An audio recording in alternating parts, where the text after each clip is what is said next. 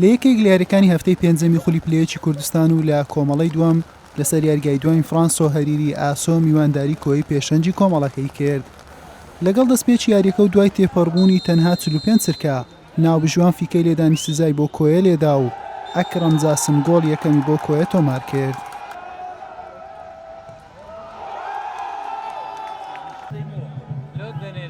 لە خولەکی 35 وڵات عەبدوڕەحمان کۆی کردە خاوەنی گۆڵی دووەم.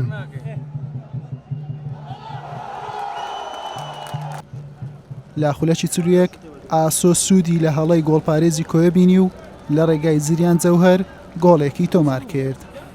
لا نیوەی دووەم و دوای تێپەڕبوونی کەمتر لە دوو خولەک وڵات عەبدوڕەحمان بە شێوازێکی جوان بەلێدانێکی بەهێز گۆشەی نەوەدی گۆڵی ئاسۆی بەسەر کردەوە. لە خولەکی 61 ناوبژوان جارێکی دیکە فیکەی لێدانی سزای بۆ کۆیە لێدا و وڵات عەبدوڕەحمان گۆڵی سێیەمی خۆی و چوارەمی کۆیی پێتۆمار کرد. لە خولەکی 68 ئاسۆ لە ڕێگای دارەوان قاسم گۆڵی دووەمی تۆمار کرد.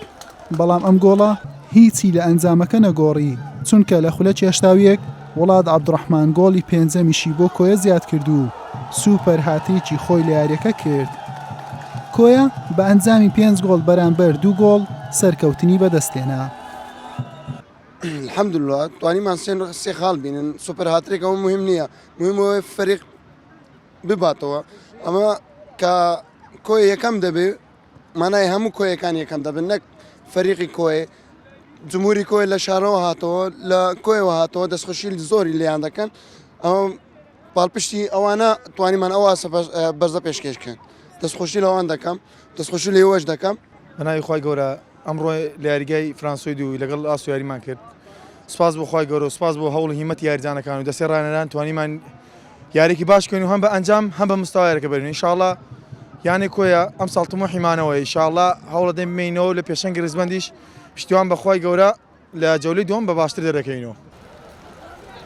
یانەی کۆیە بەم سەرکەوتنە بە 11 خاڵ پێگەکەی لە پێشەنجی کۆمەڵەی دووەم باشتر کرد. ئاسۆش دوای 5 یاری بە تاکە خاڵێکی شاد نەبووە و بە بێ خاڵ لە خانەی کۆتایی ڕیزبەندیدایە. حوسێن محەممەد کەناڵی ئاسمانی پێیام هەولێر.